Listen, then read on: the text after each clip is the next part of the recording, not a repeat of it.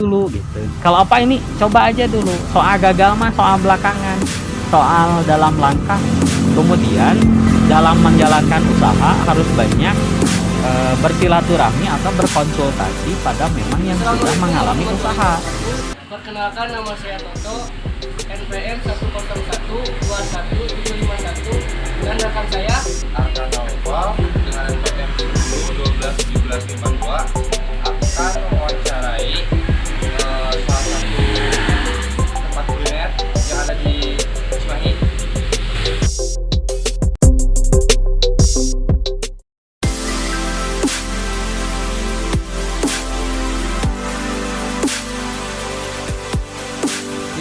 Di samping saya sudah ada narasumber yang akan kami wawancarai.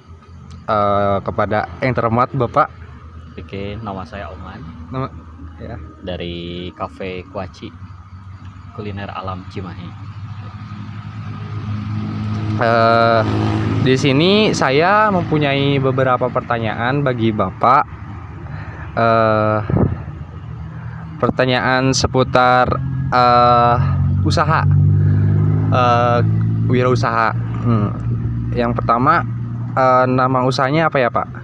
Kalau nama usahanya sih Kuaci, Cafe Kuaci.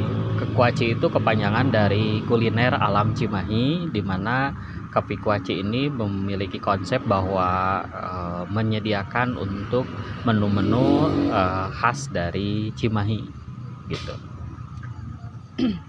usaha di bidang apa Pak? Kalau ini usaha di bidang kuliner kebetulan.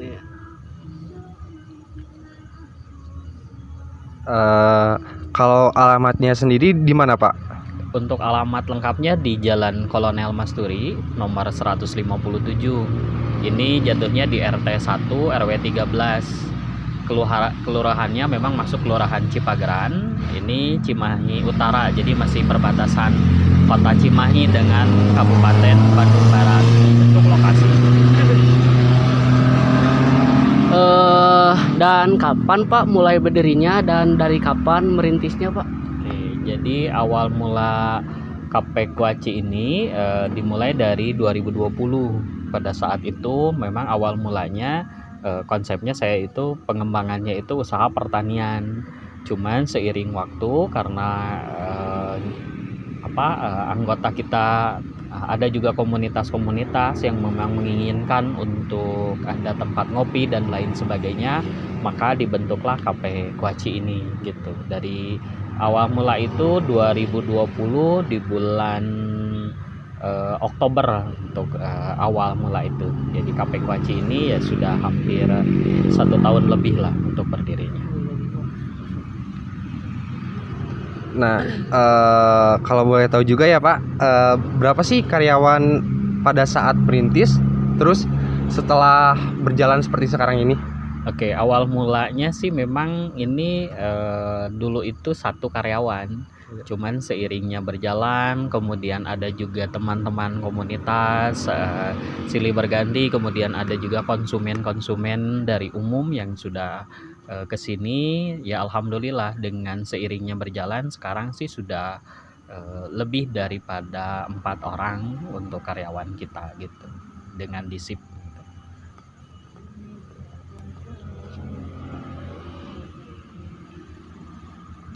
Kalau ini teh Pak usaha sendiri atau bekerja sama orang lain? Oke, kalau ini memang usaha rintisannya sendiri gitu, dimana ya tadinya itu awalnya iseng-iseng iseng-iseng karena dulu memang punya background pernah mengurus rumah makan juga, sehingga memang ada ya sambil iseng-iseng supaya memang mencoba untuk pengembangan dari yang dulu mengelola usaha milik teman saudaranya teman gitu. Jadi pingin mencoba terjun ke bisnis kuliner. Nih Pak, kan banyak ya Pak di Cimahi kafe-kafe seperti ini gitu kan. Alasan Bapak tertarik dengan usaha ini apa boleh tahu Pak? Apa?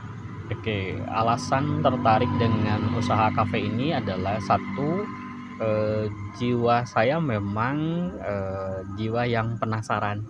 Jadi penasaran terhadap memang bidang usaha yang ingin dicoba gitu.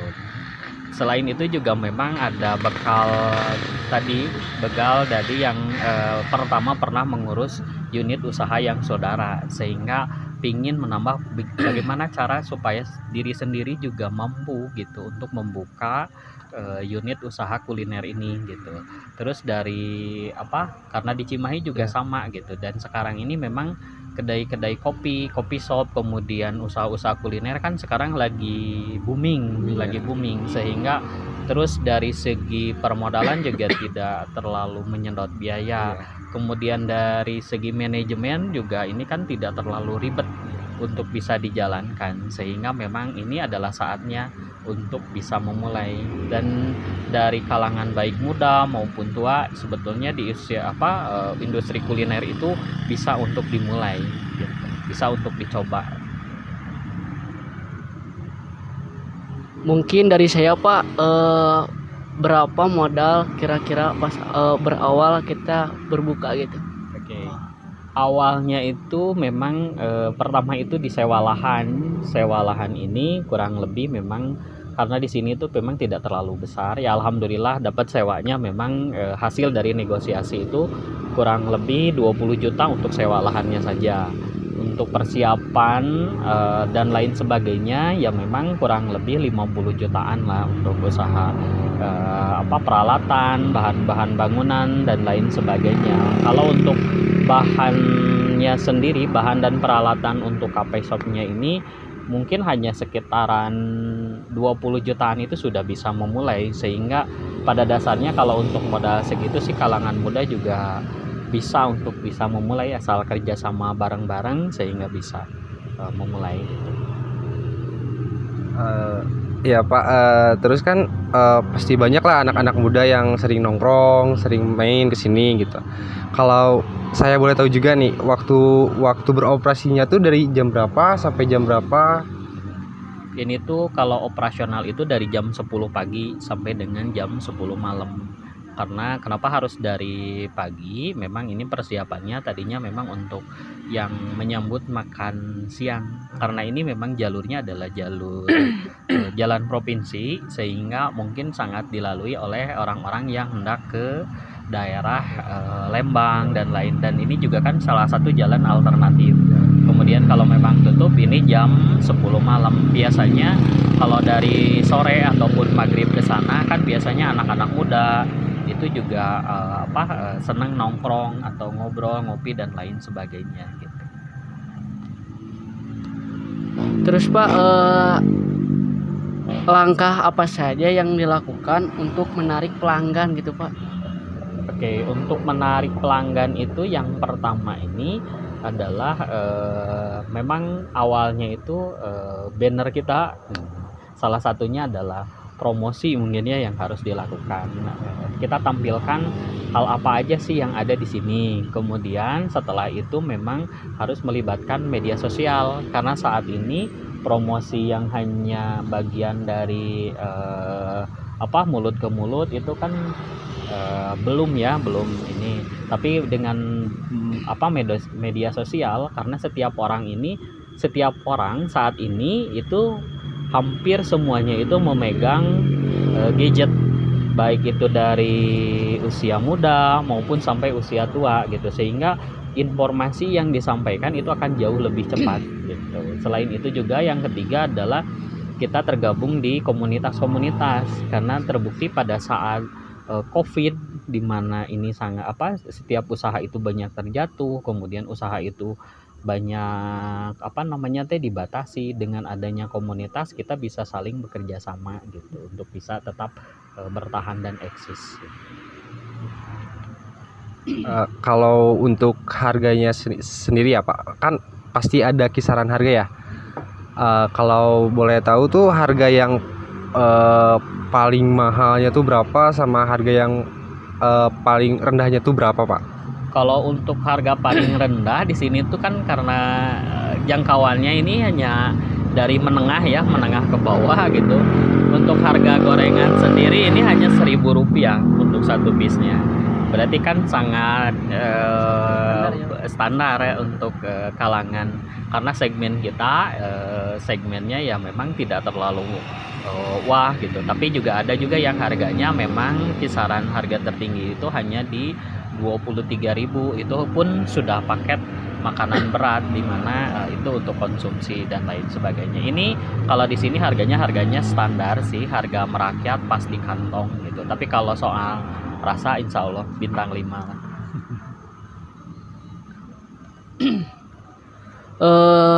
Kalau berapa Pak omset kira-kira dan berapa barang yang udah terjual gitu Pak? Kalau omset ini rata-rata per hari ini bisa nyampe 1 juta ya di kala, walaupun sekarang kondisinya masih sangat dibatasi dan ekonomi juga lagi sedang turun, tapi rata-rata insya Allah ini masih bisa bertahan di angka 1 juta per hari. Jadi omset itu sekitaran ya memang bisa nyampe 30 jutaan, karena selain daripada yang offline, di sini juga kan suka ada juga pesanan-pesanan yang memang paket-paket paket nasi box, kemudian paket acara-acara ulang tahun dan lainnya, yang itu yang memang bisa menjadikan tambahan omset bagi kita gitu, seperti itu.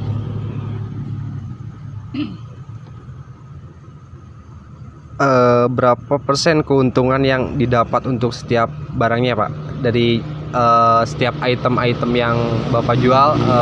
Harga apa sih dapatnya tuh berapa gitu Pak?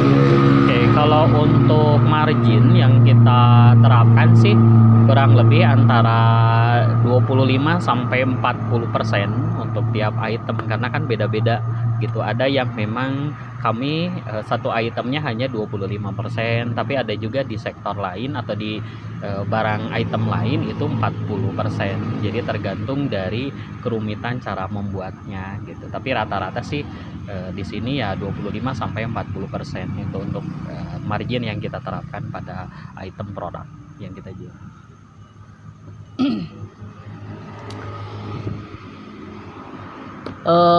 Apa Pak kelebihan produk ini dengan yang lain gitu Pak? Oke. Kalau untuk produk yang kita jual, kelebihannya itu adalah terutama itu dari rasa, karena banyak sekali teman-teman ataupun survei yang kita lakukan kepada para pelanggan gitu. Kalau untuk rasa di sini memang mohon maaf seperti di hotel bintang 5 katanya. Jadi rasanya cukup enak, kemudian dari konsumen yang sudah menjadi bagian dari kita itu menjadi langganan gitu kepada kita, sehingga mereka continue untuk datang, continue untuk bisa hadir. Kita juga sering melakukan survei kepada mereka dengan cara kuesioner, menanyakan apakah rasanya sudah cocok, apakah rasanya ada yang kurang dan lain, sehingga masukan itu bisa menjadi inputan bagi kita. Alhamdulillah selama ini memang untuk rasa itu sudah cocok di lidah konsumen. Kan setiap usaha pasti mempunyai keunikannya sendiri ya Pak, mempunyai ciri khas. Nah, dari apa yang menjadi ciri khas usaha yang dijalankan Bapak ini sekarang? Ciri khasnya sih mungkin kita itu murah. Kalau dari harga sih murah, tapi dari segi rasa ini memang sangat lebih familiar bagi masyarakat umum, karena item yang dijual di sini juga item-item yang memang umum ya, seperti seblak, kemudian memang jarang juga ya seblak yang ada otentik, seperti ada seblak tulang, seblak ceker dan lain sebagainya. Tapi kalau di sini memang untuk produk yang sangat unik dan yang bisa dicari itu biasanya juga ada konsumen teman itu kalau untuk mencari seblak memang searchingnya dan beberapa yang memang sudah kita postingkan di Google, karena kita sudah posting di Google itu konsumen yang jauh itu sudah menghubungi kita via Google gitu. Pak, ini lokasinya di sebelah mana sih Pak? Gitu. Oh, di sebelah ini gitu. Oh iya, soalnya saya lihat rekomendasi di sini memang makanan terutama seblaknya ini enak katanya. Saya sengaja ke sana, saya booking tempat ya Pak. Saya sama keluarga lagi ke arah sana. Jadi di Google itu juga sangat membantu dari deskripsi yang diberikan dari konsumen lain gitu, seperti itu. Apa Pak motivasinya dan bagaimana sejarah sampai bisa berdirinya usaha ini Pak? Oke, awal mulanya sih saya itu kan ya tadinya kan pertama itu iseng, yang kedua memang pingin karena sifatnya itu ingin mencoba gitu. Kemudian ya hal yang lain adalah yang lebih ditekankan adalah saya ini pingin berbagi gitu, pingin berbagi. Intinya sih seperti itu, ingin berbagi, ingin banyak saudara, ingin banyak teman gitu. Akhirnya dibuatlah ya bagaimana sih supaya kita banyak berbagi, banyak teman. Tentunya harus banyak silaturahmi, berkumpul dengan orang-orang, sehingga dibuatnya kafe ini tujuannya yang memang tadi agar bisa berbagi, agar bisa banyak teman, agar bisa banyak ya mensejahterakan, pada intinya sih seperti itu kan.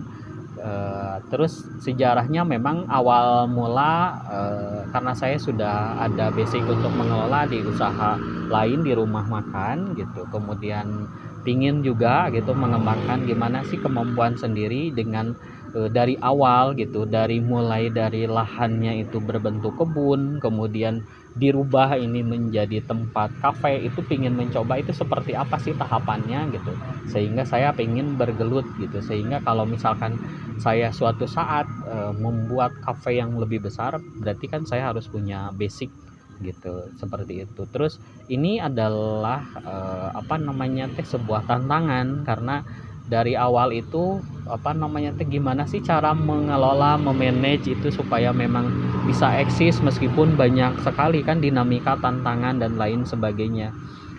Hal lain adalah saya ini masih muda, jadi perlu mencoba bereksperimen gitu, dan cita-cita kan pengen juga menjadi kaya supaya banyak sedekah gitu. Nah itu intinya sih seperti itu gitu. Jadi karena kalau kita tidak pernah mencoba apapun, ya sesungguhnya kita sudah gagal dalam sebuah kehidupan gitu. Kalau mengutamakan punten rasa ini sebelum melangkah udah takut duluan, ya sudah, itu tuh sudah dalam ciri khas gagal. Makanya dalam prinsip saya harus dicoba dulu. Soal gagal itu lain hal, karena dalam perjalanan pasti akan banyak ketemu dengan dinamika persoalan, dan itu yang harus kita hadapi.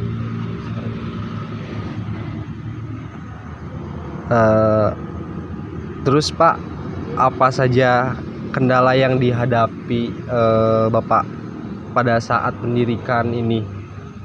Oke, kalau kendala itu memang cukup banyak. Yang pertama mulai dari penyiapan penyiapan lahan, karena dulunya ini adalah tanah kebun di mana harus melibatkan banyak orang di sini, kemudian meratakan dan lain sebagainya, membangun, kemudian di tengah-tengah mungkin modal juga terbatas, tapi tetap ingin harus terwujud. Di situ menjadi sebuah tantangan kan gitu, dinamika. Tapi dengan adanya kita komunitas, kita kerjasama, kita banyak teman, akhirnya banyak juga tuh yang membantu, mulai dari meratakan, mulai dari membangun, yuk kita sama-sama bareng-bareng katanya bantuin sambil ngaliwat dan lain sebagainya. Itu kendala yang pertama. Yang kedua adalah ketika memang proses pembangunan gitu, ini harus memakai konsep seperti apa gitu, bingung juga. Tapi dengan caranya ATM, ambil tiru modifikasi, akhirnya ya ketemu juga inilah titik tersimpelnya. Awalnya kalau di pikiran itu pasti dengan konsep yang wah, yang pinginnya yang langsung seperti apa, tapi dengan prinsip bagaimana cara kita buka dan kemudian bisa transaksi itu prinsip awalnya. Ternyata setelah dicoba, wah ternyata bisa juga ini transaksi, ternyata bisa juga nih bisa banyak orang, dan itu menjadi ketika banyak orang bersilaturahmi itu menjadi kepuasan tersendiri ya gitu. Orang banyak berkumpul, kemudian melihat suasana kan gitu, berkomunikasi dan lain sebagainya. Kemudian kendala lain adalah terutama kemarin di tahun-tahun yang ekonomi ambruk gitu, pada saat kondisinya COVID kan, semua orang tuh hampir seluruh sektor usaha itu jatuh, kecuali sektor kesehatan karena di situ mah sektor yang memang menguntungkan.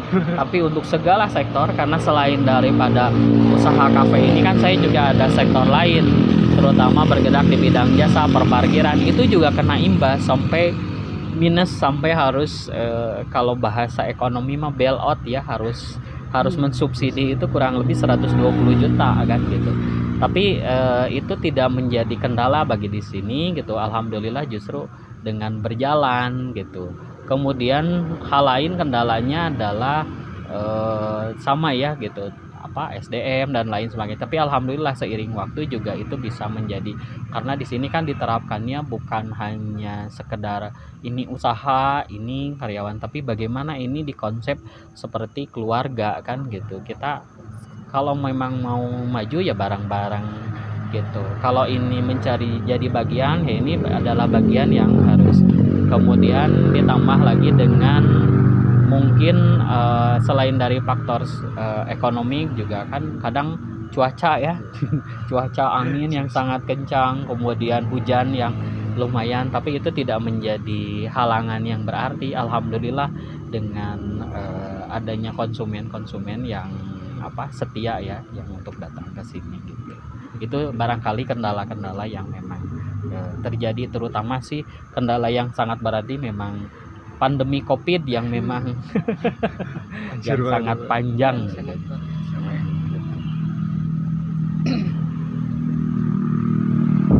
Motivasi atau tip apa saja Pak sehingga usaha dapat eksis bahkan maju sampai sekarang ini gitu? Oke, yang pertama itu setiap usaha itu libatkan Allah ya gitu. Karena kalau setiap apapun yang kita kerjakan tidak melibatkan Allah, sesungguhnya kita itu hampa. Karena prinsipnya itu yang mendatangkan konsumen ke sini itu hanya Allah. Maka yang harus kita pinta itu adalah kepada Allah, kepada pemilik hati gitu. Karena tidak ada yang bisa menggerakkan hati atau pikiran manusia kecuali sang penciptanya. Itu yang pertama. Yang kedua adalah yang pada prinsip di sini itu saya membuat kafe itu bukan punten ya mencari rejeki, karena rejeki mah sebetulnya sudah ditakar oleh Allah kan gitu. Tapi yang harus saya cari adalah barokah. Bagaimana usaha yang saya bangun ini bisa menjadikan barokah bagi saya. Kalau pohon maaf kecil atau besarnya laba yang didapatkan itu hanyalah bonus. Tapi yang terpenting itu adalah barokah yang harus diambil. Kemudian adalah yang harus kita persiapkan itu adalah mental. Karena untuk menjadikan diri mental seorang pengusaha itu memang harus berjalan, harus dilalui. Karena itu tidak mudah. Ada yang memang usaha baru sebentar, celek-celek, ada kendala, kemudian mundur dan lain sebagainya. Tapi kalau kita punya mental yang kuat, mental menjadi seorang pengusaha, mental upaya yang sangat keras, insya Allah usaha itu akan tetap eksis dan berjalan gitu. Hal yang selanjutnya adalah kita harus berpikir bahwa usaha yang kita rintis ini atau usaha ini harus bisa bermanfaat bagi yang lain. Kalau usaha kita bisa bermanfaat yang lain, insya Allah akan Allah bukakan pintu-pintu rezeki, Allah akan datangkan. Meskipun mohon maaf COVID lagi melanda, ya kan kesulitan pasti sangat. Wah ini gimana cara bayar karyawan, ini gimana bayar listrik, biaya dan lain-lain sebagainya. Bahkan tidak sedikit kan usaha-usaha besar kan sampai suruh anak buahnya magang di pinggir jalan kan gitu. Punten salah satu pizza mungkin sampai saat ini kan ada di pinggir jalan. Tapi alhamdulillah dengan kita punya prinsip bahwa ini harus bisa bermanfaat dengan kepada orang lain, justru Allah menghadirkan kejutan-kejutan. Mungkin pada saat sepi datang rombongan, ketika saat punten yang tidak disangka-sangka tiba-tiba ada orderan dari temen, katanya pang bikini nasi box sekian puluh nanti akan saya bawa dan lain sebagainya. Dan kita harus yakin bahwa setiap yang kita lakukan usaha itu dasarnya itu memang harus ibadah karena Allah. Kalau kita sudah punya dasarnya, insya Allah kita tidak akan pernah kering atas rezeki dari Allah.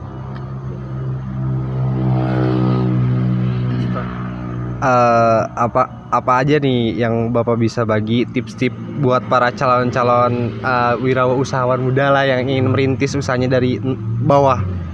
Yang pertama itu kita harus ke dasar dulu. Dasar kita sebagai manusia. Jadi konekkan dulu diri kita kepada Allah.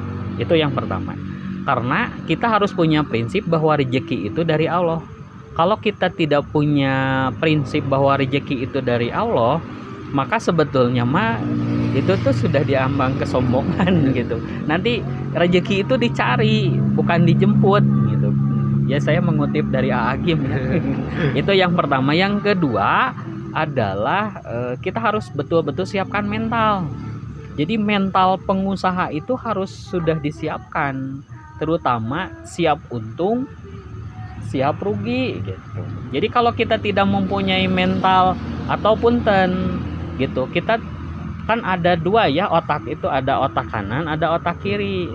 Karena otak kanan itu berani tanpa perhitungan. Kalau otak kiri hitungan terus tapi tidak melangkah. Maka ini yang harus dibalancekan dari kita.